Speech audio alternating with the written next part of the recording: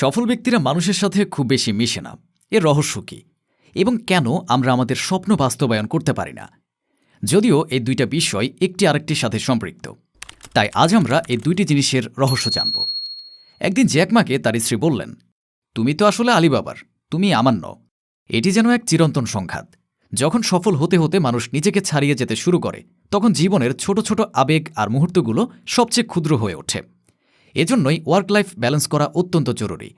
পেশাগত বা ব্যবসায়িক সাফল্য যেমন প্রয়োজন, তেমনি সাফল্যের জন্য দিনরাত লেগে থেকে জীবনের মানবীয় ভালোবাসা ও আবেগের বিষয়গুলো যেন উপেক্ষিত না হয়। যদিও কথাটা সত্য, কিন্তু আমাদের সমাজ চলে ভিন্ন এক নিয়মে। যে মানুষ ব্যস্ত, তার কাছে সবাই চায় সময়, আর যে মানুষ অবসর, তার কাছে সবাই চায় অর্থ। সফল ব্যক্তি এবং সফল হতে চায় এমন ব্যক্তিরা সাধারণত খুব বেশি মানুষের সাথে মেশেন না। এর কারণ তারা জানেন তাদের সময় কতটা মূল্যবান।